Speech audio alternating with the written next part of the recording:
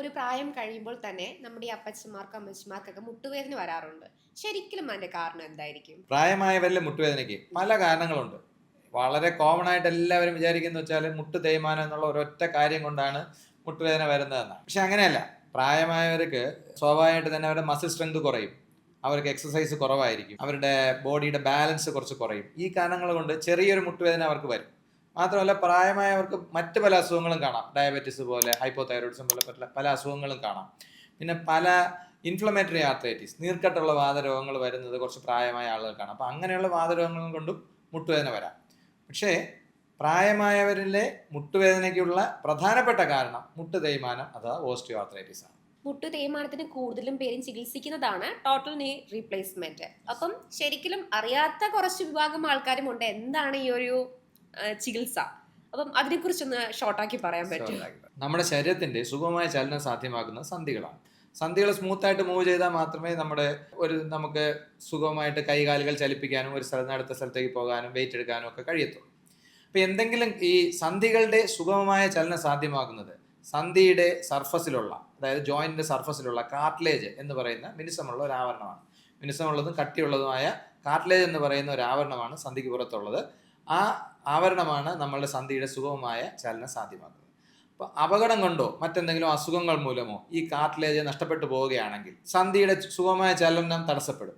മാത്രമല്ല, എല്ലും എല്ലും തമ്മിൽ ഉരഞ്ഞു തുടങ്ങും സന്ധിയിൽ. അപ്പോഴാണ് കടുത്ത വേദന ഈ സന്ധി തേയ്മാനമുള്ളവർക്ക്, നേരത്തെ ചോദിച്ചതനുസരിച്ചാണെങ്കിൽ മുട്ട് തേയ്മാനമുള്ളവർക്ക് അനുഭവപ്പെടുന്നത്. അപ്പോൾ ഈ മുട്ട് തേയ്മാനത്തിനൊരു ചികിത്സ എന്നുള്ള രീതിയിലാണ് നമ്മൾ ജോയിന്റ് റീപ്ലേസ്മെന്റ് പലപ്പോഴും പേഷ്യന്റിന് സജസ്റ്റ് ചെയ്യുന്നത്. അത് എന്താണ് ജോയിന്റ് റീപ്ലേസ്മെന്റ് എന്ന് പറയുമ്പോൾ, ഉദാഹരണത്തിന് മുട്ട് മാറ്റി വയ്ക്കൽ എന്ന് പറഞ്ഞാൽ സാധാരണ ജനങ്ങൾ പലരും വിചാരിച്ചിരിക്കുന്നതെന്ന് വെച്ചാൽ നമ്മൾ മുട്ടിന്റെ മുകളിലും താഴെയായിട്ട് മുറിച്ച് മാറ്റി തികച്ചും കൃത്രിമമായ അവയവം ശരീരത്തിൽ പിടിപ്പിക്കുന്നു എന്നാണ് ആൾ വിചാരിച്ചു വെച്ചിരിക്കുന്നത്. സത്യത്തിൽ അങ്ങനെയല്ല. നമ്മൾ ഒരിക്കലും മുട്ട് പൂർണ്ണമായിട്ടൊന്നും മാറ്റി വെക്കത്തില്ല. നമ്മൾ ചില പ്രത്യേക സാങ്കേതിക വിദ്യകൾ ഉപയോഗിച്ച് ഈ നഷ്ടപ്പെട്ടു പോയ കാർട്ടിലേജ് ഉള്ള അസ്ഥിയുടെ ഭാഗം ഒന്ന് ഷേപ്പ് ചെയ്തതിന് ശേഷം ഈ സന്ധിയുടെ ജോയിന്റിന്റെ ഉപരിതലത്തിന് മെറ്റലിന്റെ ഒരു ആവരണം, പ്രോസ്തസ് എന്നാണ് അതിന് പറയുന്നത്, അങ്ങനെയുള്ള ഒരു ആവരണം കൊടുക്കുന്നതിനെയാണ് നമ്മൾ സാധാരണ ജനങ്ങൾ ജോയിന്റ് റീപ്ലേസ്മെന്റ് എന്ന് പറയുന്നത്. ശരിക്കും ഈ ചികിത്സയുടെ സയന്റിഫിക് ആയിട്ടുള്ള പേരെന്ന് പറയുന്നത് ആർത്രോപ്ലാസ്റ്റി എന്നാണ്. നമ്മൾ ജോയിന്റിന്റെ സ്വഭാവം മാറ്റുന്നേ ഉള്ളൂ, ഒരിക്കലും ജോയിന്റ് മാറ്റുന്നില്ല. നിങ്ങളുടെ ഈ ജോയിന്റിന്റെ ഉപരിതലമല്ലാതെ അതിന് ചുറ്റുമുള്ള ലിഗമെന്റോ അല്ലെങ്കിൽ മസിൽസോ അല്ലെങ്കിൽ വലിയ തോതിൽ എല്ലോ ഒന്നും നമ്മൾ മുറിച്ച് മാറ്റുന്നില്ല. അപ്പോൾ ഈ നീ ആർത്രോപ്ലാസ്റ്റി എന്ന് പറയുന്ന ചികിത്സയാണ് സത്യത്തിൽ സാധാരണഗതിയിലുള്ള ഭാഷയിൽ ജോയിന്റ് റീപ്ലേസ്മെന്റ് എന്ന് പറയുന്നത്. ഇപ്പൊ മുട്ടുവേദന വരുമ്പം തന്നെ അപ്പച്ചനും അമ്മച്ചിമാരും വിചാരിക്കും എനിക്കിനി സർജറി വേണം, സർജറി ഇല്ലാതെ വേറെ ഒരു ഓപ്ഷൻ ഇല്ല എന്നുള്ള കാര്യം. അപ്പം ഡോക്ടറിന് ഞാൻ ചോദിക്കുന്നത് എന്താന്ന് വെച്ചാൽ, എങ്ങനെയുള്ളവർക്കാണ് ശരിക്കും നമുക്ക് ഈ സർജറി വേണ്ടി വരുന്ന ഒരു ഓപ്ഷൻ ആവുന്നത്? അതായത് എല്ലാ മുട്ടുവേദനയും, നേരത്തെ പറഞ്ഞതുപോലെ എല്ലാ മുട്ടുവേദനയും മുട്ട് തേയ്മാനം ആവണമെന്നില്ല. എല്ലാ മുട്ടുവേദനയ്ക്കും ടോട്ടൽ നീ റീപ്ലേസ്മെന്റ് മാത്രമാണ് അല്ലെങ്കിൽ നീ ആർത്രോപ്ലാസ്റ്റി മാത്രമാണ് അതിന്റെ സൊല്യൂഷൻ എന്നല്ല ഞാൻ ഉദ്ദേശിക്കുന്നത്. അപ്പൊ നേരത്തെ സൂചിപ്പിച്ചതുപോലെ പല കാരണങ്ങൾ കൊണ്ട് മുട്ടുവേദന വരാം. ഓസ്റ്റിയോ ആർത്രൈറ്റിസ് തന്നെ പല ഗ്രേഡിൽ വരാം.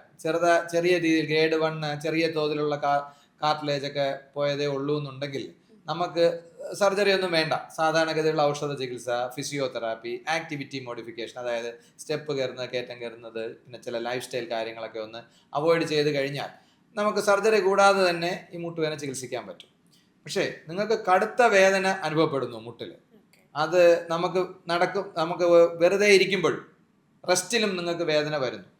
നിങ്ങളുടെ ആക്ടിവിറ്റീസ് ഓഫ് ഡെയിലി ലിവിങ്, നിങ്ങളുടെ ജീവസന്ധാരണ പ്രവർത്തനങ്ങളെ ഈ മുട്ടുവേദന ബാധിക്കുന്നു.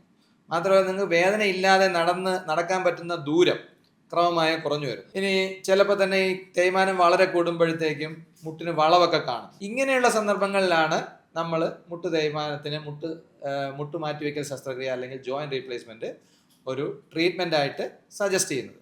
അത് നിങ്ങൾക്ക് ഇപ്പം ടോട്ടൽ നീ റീപ്ലേസ്മെന്റ് വേണമോ എന്നുള്ളത് ഒരു രോഗിക്ക് മാത്രമായിട്ട് തീരുമാനിക്കാൻ പറ്റത്തില്ല. നിങ്ങൾ എപ്പോഴും ഒരു ഡോക്ടറെ കണ്ട് മറ്റു പരിശോധനകളൊക്കെ നടത്തി ഒരു എക്സ്റേ ഒക്കെ എടുത്ത് നോക്കി ഡോക്ടറുമായിട്ട് ഡിസ്കസ് ചെയ്തിട്ട് മാത്രമേ നിങ്ങൾക്ക്, അതായത് ഈ പറയുന്ന വ്യക്തിക്ക് നീ റീപ്ലേസ്മെന്റ് വേണമോ വേണ്ടയോ എന്ന് തീരുമാനിക്കാൻ പറ്റും. ഇപ്പൊ ഡോക്ടർ ഈ ഒരു ട്രീറ്റ്മെന്റിനെ കുറിച്ച് ക്ലിയർ ആയിട്ട് തന്നെ പറഞ്ഞിട്ടുണ്ട്. അപ്പം അടുത്തൊരു സംശയം ജനങ്ങളിൽ അല്ലെങ്കിൽ രോഗികൾക്കുള്ള ഒരു സംശയമായിരിക്കും, അവരുടെ ലൈഫ് സ്റ്റൈൽ, അതായത് പഴയതുപോലെ അവരുടെ ലൈഫ് സ്റ്റൈൽ എന്തെങ്കിലും ചേഞ്ചസോ അല്ലെങ്കിൽ പഴയതുപോലെ ഓടാനോ ചാടാനോ കഴിയുമെന്നൊരു സംശയം കാണും. അപ്പൊ അതിനെക്കുറിച്ച് എന്താണ് പറയാൻ പറ്റുന്നത്? എന്തോ നമ്മൾ പ്രായമുള്ള ആൾക്കാണ്, അതായത് പ്രായം എന്ന് വെച്ചാൽ 50 ഇയേഴ്സിന് മുകളിലുള്ള ആളുകൾക്കാണ് സാധാരണ ഈ ജോയിന്റ് റീപ്ലേസ്മെന്റ് ഒരു ട്രീറ്റ്മെന്റ് ആയിട്ട് സജസ്റ്റ് ചെയ്യുന്നത്. അപ്പോൾ ഈ ശസ്ത്രക്രിയക്ക് ശേഷം 50 വയസ്സിലുള്ള ഒരാൾ ചെയ്യുന്ന സാധാരണ എല്ലാ കാര്യങ്ങളും ഈ ശസ്ത്രക്രിയക്ക് വിധേയനായ ആൾക്ക് ചെയ്യാൻ പറ്റും. അതായത് ഓടുക, സ്റ്റെപ്പ് കയറുക, ജോഗ് ചെയ്യുക, സൈക്കിൾ ചവിട്ടുക, അത്യാവശ്യം ഒരു മൗണ്ടനിങ് ചെയ്യുക, ഇങ്ങനെയുള്ള കാര്യങ്ങളൊക്കെ ചെയ്യാൻ പറ്റും. പക്ഷെ വളരെ കടുത്ത ശാരീരിക അധ്വാനങ്ങൾ നമുക്ക് ഒഴിവാക്കേണ്ടി വരും. ഫുട്ബോൾ പോലുള്ള കോണ്ടാക്ട് സ്പോർട്സുകൾ ഒഴിവാക്കേണ്ടി വരും. സ്പോർട്സ് അല്ല, കോണ്ടാക്ട് സ്പോർട്സ്. അങ്ങോട്ട് ഉന്തുക, തള്ളുക, അതാണ് ഞാൻ ഉദ്ദേശിച്ചത്. ഫുട്ബോൾ എന്ന് ഉദ്ദേശിച്ചത് അതാണ്. ബാഡ്മിന്റൺ കളിക്കാൻ പറ്റും, ടെന്നീസ് കളിക്കാൻ പറ്റും, മനസ്സിലായോ? അങ്ങോട്ടും ഇങ്ങോട്ടും പിടിച്ച് തള്ളുകയും ഫോഴ്സ് ഉപയോഗിക്കുകയും ചെയ്യുന്ന കോണ്ടാക്ട് സ്പോർട്സുകൾ ഒഴിവാക്കേണ്ടി വരും. സ്വാഭാവികമായിട്ട് 50 വയസ്സിന് മുകളിൽ ഇങ്ങനെ കോണ്ടാക്ട് സ്പോർട്സുകളൊന്നും ആളുകൾ ഏർപ്പെടാറില്ല. കാര്യം ഇഞ്ചുറി പ്രോൺ ആയതുകൊണ്ട്. നോർമലായി തന്നെ 50 വയസ്സിന് മുകളിലുള്ള ആളുകൾ ഇഞ്ചുറി പ്രോൺ ആയ സ്പോർട്സുകൾ ഒഴിവാക്കുന്നത് പോലെ ഈ നീ റീപ്ലേസ്മെന്റിന് ശേഷം നമ്മൾ കോണ്ടാക്ട് സ്പോർട്സുകൾ ഒഴിവാക്കേണ്ടി വരും. മറ്റു തരത്തിലുള്ള മോഡിഫിക്കേഷൻസിന്റെ ഒന്നും ആവശ്യം വരത്തില്ല. നമുക്ക് യോഗ ചെയ്യാനോ നേരത്തെ പറഞ്ഞുള്ള സ്പോർട്സ് ആക്ടിവിറ്റി ചെയ്യാനോ ഒന്നും ബുദ്ധിമുട്ട് വരത്തില്ല. ഇപ്പം ഡോക്ടർ പറഞ്ഞായിരുന്നു നമുക്ക് പഴയതുപോലെ ആ ഒരു ലൈഫ് സ്റ്റൈലോട് പോകാൻ കഴിയുമെന്ന്. അപ്പം എത്ര ഒരു ടൈം പീരീഡ് ആയിരിക്കും അതിന് വരേണ്ടി വരുന്നത്? ഈ ക്വസ്റ്റ്യൻ ആൻസർ കുറച്ച് വേരിയിങ് ആയിരിക്കും. കാര്യം എന്ന് വെച്ച് കഴിഞ്ഞാൽ നമുക്ക് സർജറി കഴിഞ്ഞ് എത്ര പെട്ടെന്ന് നിങ്ങൾക്ക് പഴയ ജീവിതത്തിലേക്ക് തിരിച്ചു പോകാൻ പറ്റും എന്നുള്ളത് പ്രധാനമായിട്ടും നമ്മൾ ചെയ്യുന്ന വ്യക്തിയെ, ആരാണോ ഈ ശസ്ത്രക്രിയക്ക് വിധേയനാകുന്നത് ആ വ്യക്തിയുടെ സ്വഭാവ രീതി കൂടെ ആശ്രയിച്ചിരിക്കും. ഇപ്പം ഡിപ്പെൻഡ് ചെയ്തിരിക്കും. വളരെ ധൈര്യമുള്ള ഒരു പേഷ്യൻ്റ് ആണെങ്കിൽ റിക്കവറി പീരീഡ് വളരെ പെട്ടെന്നായിരിക്കും. ഉദാഹരണത്തിന് നമ്മൾ സർജറി ചെയ്ത് കഴിഞ്ഞാൽ അന്ന് തന്നെ പേഷ്യൻറ്റിനോട് നടക്കാൻ പറയും. സർജറി ചെയ്യുന്ന ദാറ്റ് ഡേ ഇറ്റ് സെൽഫ് നമ്മൾ പേഷ്യൻറ്റ് നടക്കാൻ പറയും. എല്ലാ പേഷ്യൻറ്റും അങ്ങനെ നടക്കണമെന്നില്ല. ചിലർ അന്ന് തന്നെ നടക്കും ധൈര്യമായിട്ട്. ചിലർ പറയും ഡോക്ടറെ ഇന്ന് ഇത്തിരി വേദനയുണ്ട്, നാളെ നടക്കാമെന്ന് പറയും. മറ്റേ ചിലർ പറയും കുറച്ചുകൂടെ വേദനയുണ്ട് ഡോക്ടറെ, ഒരു ദിവസം കൂടെ എനിക്ക് തരണമെന്ന് പറയും. അപ്പം ഒരു 48 മണിക്കൂർ വരെ ഡിലേ ചെയ്തിട്ടാണ് പലപ്പോഴും പേഷ്യൻ്റ് ആദ്യമായിട്ട് നടന്നു തുടങ്ങുന്നത്.